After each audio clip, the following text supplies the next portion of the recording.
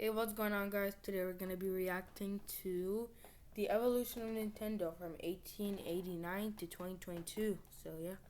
When it comes to gaming, there's one company that evoked more nostalgia than any other. That, of course, is Nintendo. It continues to publish and develop some of the most popular video game franchises in the world and competes among the big three to this day. PlayStation, Nintendo, and Xbox. That's true.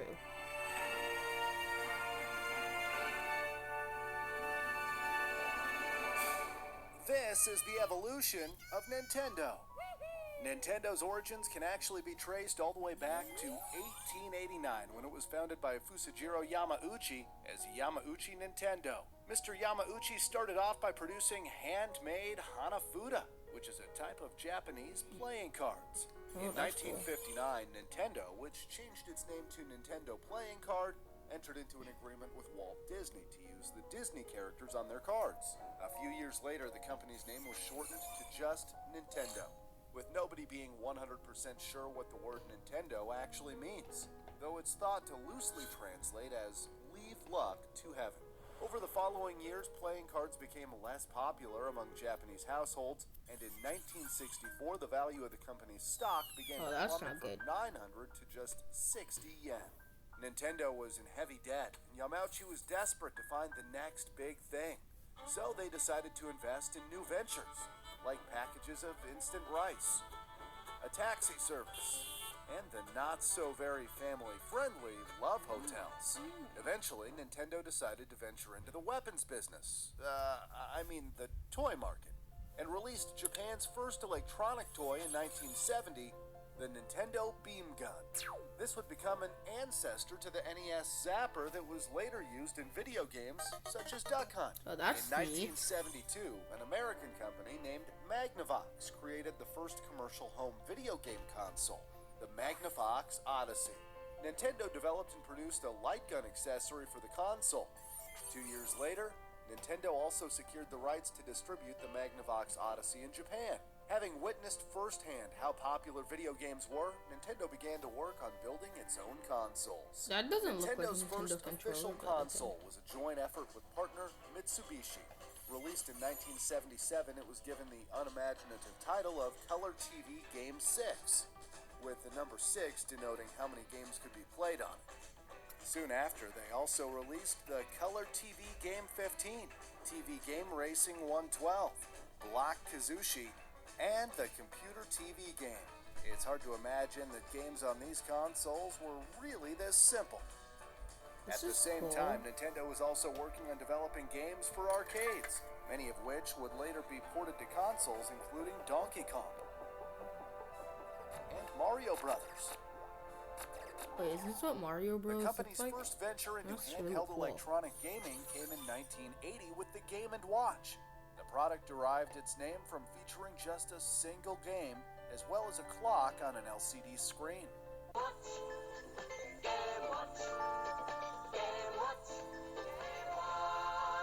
Multiple series of Game & Watch were made, some looking drastically different, like the multi-screen that featured 2 screens and a clamshell design that would later be replicated in future handheld Nintendo consoles. Until 1991, Nintendo released around 60 different Game & Watch games, like Ball, Parachute, is this what games look like back then? Snoopy, Donkey Kong Jr., and Mario the Juggler.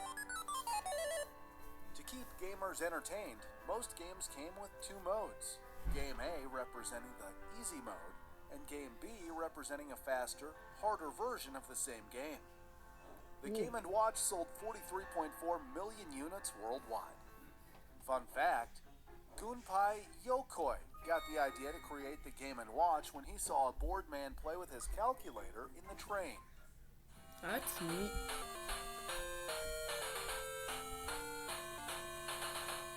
In 1985, Nintendo really started to stand out from the crowd as they released the much-loved Nintendo Entertainment System, or NES. It was Nintendo's first home video game console released outside of Japan.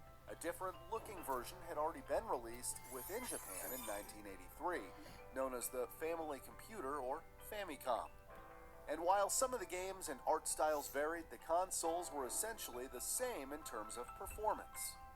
To say the NES was significant is an understatement.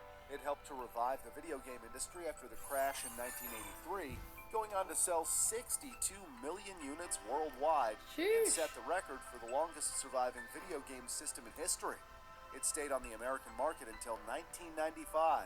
And in Japan, it wasn't discontinued until 2003. That's a long time. Many of Nintendo's most successful game franchises were born on the NES, like Final Fantasy, Castlevania, Metroid, and The Legend of Zelda. Oh, Zelda? That's cool. Duck Hunt was also very popular, but the most sold game for the NES with over 40 million copies sold was, of course, Super Mario Brothers. That's actually kind of expected. The NES was praised for its simple yet at the time innovative controller. Joysticks were the common method of control before Nintendo designed and patented their D-pad. Even though the trend has now reversed, the joysticks often being preferred, D-pads were much better for playing 2D games like Donkey Kong. Fun fact, Donkey Kong was the first game that involved jumping and is therefore considered to be the first true platformer. Ooh. In 1989, Nintendo offered more versatility to gamers the Game with Boy? the handheld, brick-like Game Boy that used interchangeable cartridges. This meant that gamers could simply buy a game rather than a new device. This is where Nintendo actually started popping up, because they could switch the games instead of having to buy another different console and all. If you guys agree, like the video. Time they wanted a different experience. Remaining popular until this day, the Game Boy was portable, durable, came with hugely popular titles like Super Mario Land, Kirby's Dream Land, Pokemon Red and Blue, and Tetris. Tetris? Nintendo released a compact version, the Game Boy Pocket, in 1996. It was notably smaller and lighter and came in different colors. This Game Boy had a black and white display rather than the green tinted display of the original Game Boy. The battery life, however, was decreased from 15 hours for the original to roughly 10 hours. 2 years later, the Game Boy Light hit shelves exclusively in Japan. The Game Boy screen was difficult to see in the dark, and the Game Boy Light fixed that problem with a backlight. Next came the Game Boy Color, released in 1998. It came in colorful colors, and like the name suggests, the Game Boy Color could display games in color. Many games were re-released with color, like The Legend of Zelda, Link's Awakening, and Tetris. Oh, jeez. Other games included Pokemon Gold and Silver, Super Mario Brothers Deluxe, and The Legend of Zelda, Oracle of Ages and Seasons. Needless to say, but the Game Boy and Game Boy Color were a massive success. In total, 118.7 million units were sold. Fun fact, in 1993, a Russian cosmonaut named Alexander Serbrov took his Game Boy to space to play Tetris. The Game Boy is said to have orbited Earth 3,000 times and was sold at auction for $1,220. That's a lot of money. The much You can buy a lot of anticipated stuff with successor to the NES was the SNES, released in 1991 in the United States with the new S standing for Super. Hence the Famicom, released 1 year earlier in Japan, also became the Super Famicom. The SNES was a 16-bit console that saw a significant increase in processing power, audio, and more advanced cartridges.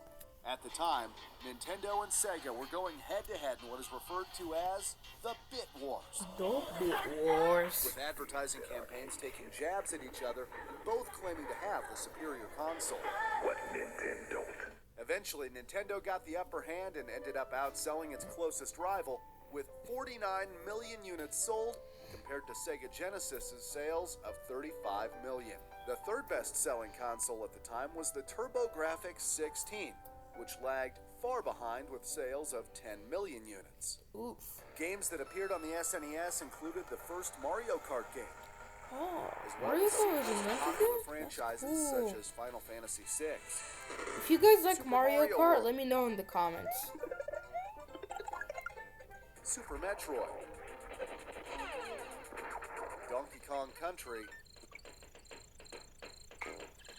and The Legend of Zelda: A Link to the Past. Bro, that sounds like a Pokemon. The SNES controller got a makeover too, with rounded edges replacing the former rectangular design and additional buttons being added to both the front and shoulders of the gamepad. I think this one would In be like more 1995, the comfortable. Virtual Boy was released. If you guys like know the iPhone 12 and 13 Pro Max, they have the new they have the new sides. And those sides, like, they leave a huge mark on your hand, and they're like super annoying to deal with. And like, I think it was the same for the NES, but when they changed it up with the SNES, I think that made people a lot happier because it wouldn't hurt. But it was a commercial failure. You had to put your head in a mounted display, which was like a VR headset. Oh my god, this didn't add one's to games at all. It was not just a fun. novelty. It was also uncomfortable to wear, not portable, too expensive, and games were not in full color, but in black and red. Those colors were just unappealing, especially when compared to the colorful games in other Nintendo consoles. I It featured a number of games, including Mario's Tennis, Wario Land, Wait till they get a load of me. Wario, you good, my guy? and 3D Tetris. But those games weren't played that much since people experienced dizziness and headaches from this thing. The Virtual Boy is one of the worst-selling consoles of all time, with roughly 770,000 units sold. Fun fact, Nintendo claimed that a color display would have made the system too expensive Oh my and God. that it would result in jumpy images, so the company opted for a monochrome display. Hey, Nintendo began to face tougher opposition when they released their next generation of console, the Nintendo 64, in 1996. After all, they now had to compete with the very successful PlayStation, which had already been out for 2 years at that point. Despite quadrupling their bits to 64 and outselling the Sega Saturn with sales figures of 33 million to just 9 million, the cartridge-based N64 was no match for the CD-based PlayStation, which took over the crown as can we just say rest in pieces the Sega Saturn? market leader and sold more than double the amount of the other two combined. In a trend that still holds true for many today, Nintendo came to be recognized as a source of fun and entertainment for families rather than a serious gaming console for individuals. Nintendo's games tended to have much more cartoon-like graphics and fantasy-based characters compared to the added realism brought by other machines. Having said that, the N64 did take major steps forward in terms of modern 3D graphics and featured iconic titles that are still enjoyed today. It had a fantastic library of adventure and party games like Super Mario 64, Super Smash Bros. This has Super Smash Bros. Pokemon Stadium, Oh. Donkey Kong 64, The Legend of Zelda: Ocarina of Time, Mario Kart 64, and GoldenEye 007.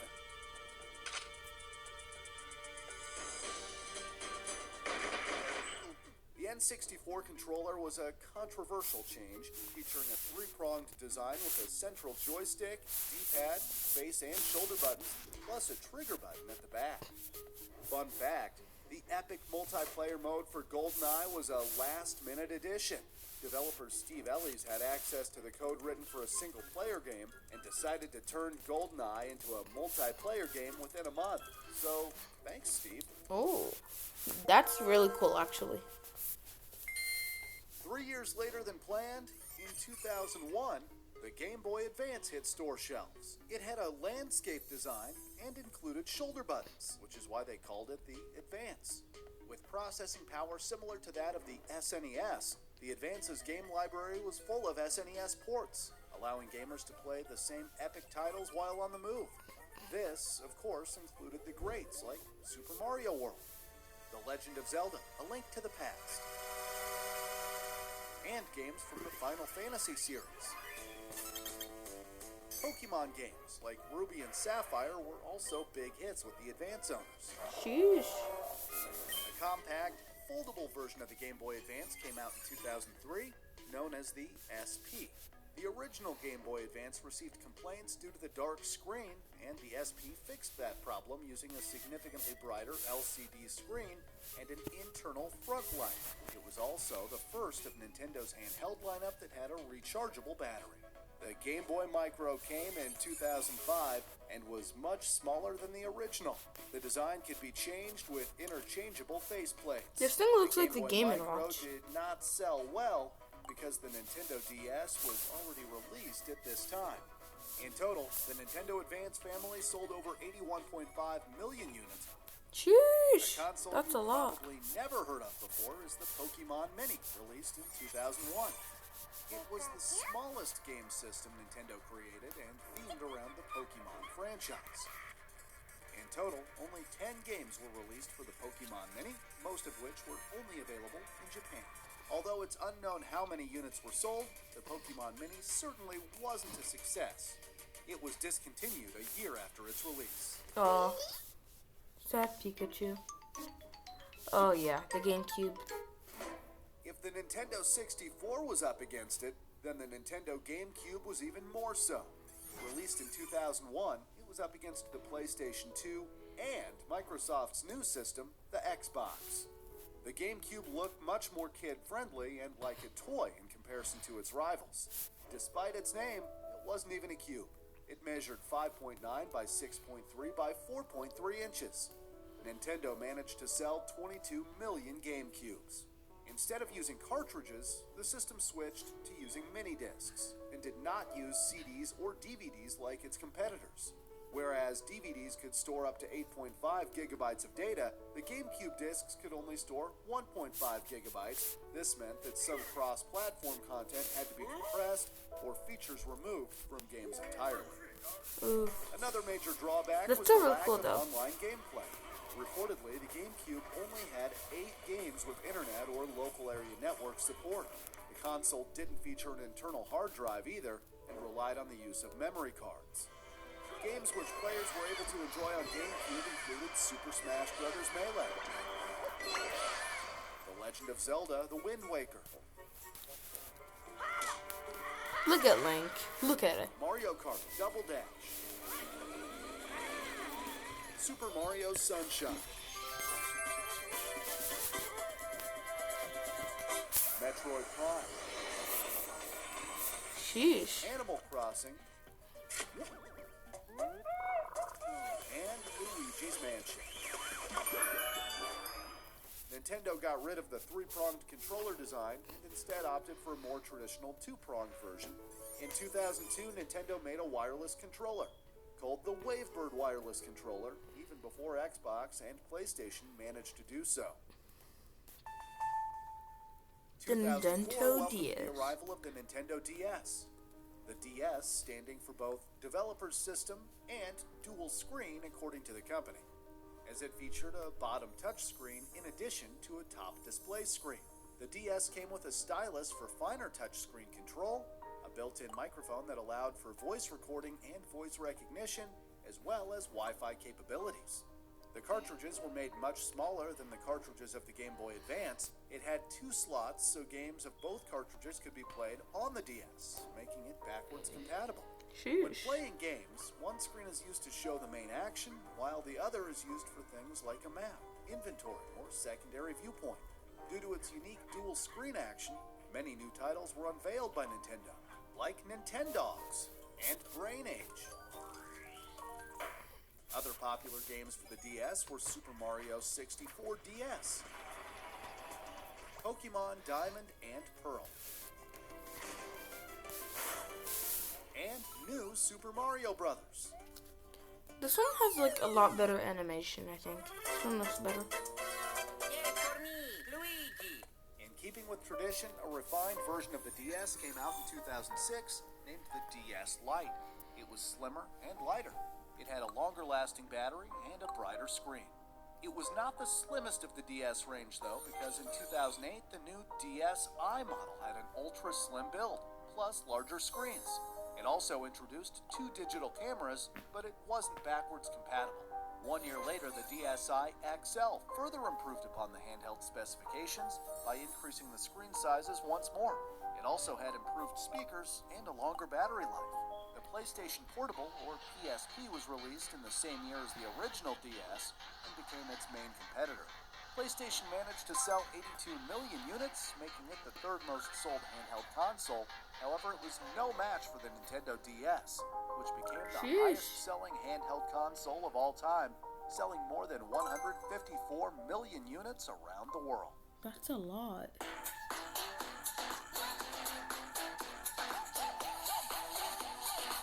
Its game plan when it released the Wii console in 2006. Its functionality centered around the use of motion controls. The technology was innovative and unique at the time. The Wii is pronounced as Wii, which emphasized the console is for everyone. This meant the target audience was much broader than its rivals. A staggering 102 million Wii consoles were sold, beating both the PS3 and Xbox 360, which sold 87 and 86 million units respectively. Its specifications in terms of its processor, memory, and graphics, which wasn't even HD, were far less impressive than the competition, but those things were never intended to be the main selling point. Nintendo had reverted to selling fun. Memorable games from the Wii lineup are Wii Sports, Super Mario Bros. Wii, Mario time. Mario Kart Wii, I wonder how you can play Mario Kart on the Mario Wii, Galaxy, like with the controller. and The Legend of Zelda Twilight Princess. It wasn't really a controller, it was more like a remote. Besides the original Wii, Nintendo also released the Wii Family Edition in 2009, which sits horizontally and is cheaper since it was sold for $149 compared to $249 for the original Wii. In $100, 2012, that's true. Nintendo also released the Wii Mini exclusively in Canada for $99 Canadian, which is about $78 US. The Wii Remote is the primary controller for the Wii. It uses Bluetooth and features a D-pad, buttons, and an internal speaker. The Nunchuck is an additional controller that can be connected to the Wii Remote and has an analog stick and 2 trigger buttons. Additional accessories for the console were also popular, like the Wii Balance Board. This board was designed for use with exercise and sports games like Wii Fit. The Wii Balance Board sold 42 million units alone. Fun fact, the board achieved a Guinness World Record for the best-selling weighting device. Wait, does it still hold it? Oh, the Nintendo 3DS, let's next go. introduced 3D gameplay to their DS models. Regarded as a brand new console, the Nintendo 3DS was released in 2011. The bottom screen was a touch similar to the ones seen in former DS models. However, the top screen was wide with better graphics and had an auto-stereoscopic 3D LCD design. This meant that gamers could turn on 3D effects without the need of 3D glasses. The console itself had multiple cameras, a circle pad alongside the traditional D-pad for easier gameplay, and internet connectivity with an improved online experience. Can we just say, rest in pieces, the circle pad? I think that thing could easily break. I never owned it, but I'm pretty sure that easily broke off. Games that could be enjoyed on the 3DS were Mario Kart 7, Pokemon X and Y, New Super Mario Bros. 2, and Animal Crossing. More models of the 3DS were released. In 2012 came the 3DS XL, which had much larger screens and an improved battery life. Nintendo released a 2DS version in 2013, taking away the 3D graphics but making it more affordable. The new Nintendo 3DS was introduced in 2014. It fixed the problem that you had to face your 3DS directly from the front, or else the 3D effect. Did you guys notice something?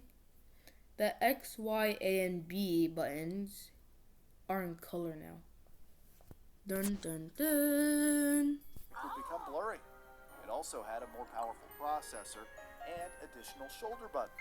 At At the same time, a larger version, the new Nintendo 3DS XL, was introduced. And finally, in 2017, Nintendo made the new Nintendo 2DS XL, featuring additional hardware features, but without the 3D functionality. To date, the total sales of the 3DS and 2DS handheld consoles are 75.8 million. That's a humongous amount of units sold. The Wii U was released in 2012 and was one of Nintendo's biggest flops. The Wii U is an example of very, very bad marketing. People were confused about whether it was a new console or just an accessory for the Wii, and it's easy to understand why if you look at the trailer of the Wii U. They literally named it the new controller. Play on the new The Wii U wasn't the greatest name either, since it just sounds like a Wii accessory. This could have been avoided easily if they chose to name it the Wii 2. Oh, and the ads were pretty bad too. Hot buttered popcorn, that's a deal! Up against the PlayStation 4 and Xbox One, That kid must have been 110 hyped. million and an estimated 50 million were sold respectively. The Wii U only sold 13 million units. It was a huge disappointment after the grand success of the Wii. The Wii U was the first Nintendo console to support HD graphics, and those who did buy it were able to play Mario Kart 8, It actually looks way better. Super Mario 3D World,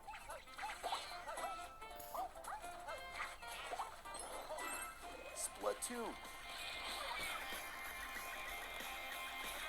Super Mario Maker, and new Super Mario Brothers for you. The Wii U gamepad is the console's primary controller and has a built-in touchscreen, which can be used without a television or as a companion to games being played on the television. The concept of having a hybrid console of both a standard and handheld console was there, but there was a lot of work ahead to make it more appealing. Nintendo brought back the NES with the NES Classic Edition in 2016. While it looks the same as the NES, it is much smaller. It includes 30 built-in games from the NES library, including Mario Brothers, Pac-Man, and Donkey Kong. In 2017, Nintendo also released the Super NES Classic. It includes 21 built-in games from the SNES, including Super Metroid, Mega Man X, Mega Man. Ooh. and Super Mario Kart. In 2018, combined sales of the NES and SNES Classic Editions exceeded 10 million units. Oh yeah. After the Wii U, Nintendo went back to the drawing board and refined their hybrid concept until they released the Nintendo Switch in 2017. It features two Joy-Con controllers that can be attached to the 6.2-inch touchscreen display to play it in hybrid mode. It has a battery life of around 3 hours of uninterrupted play on a full charge. The Switch has many amazing popular titles like Animal Crossing, New Horizons, Super Smash Bros. Ultimate, The graphics on the Switch look way better, even though it's an Mario Kart 8 LCD screen. Deluxe, Mario Kart 8 Deluxe is a really good Splatoon game. 2,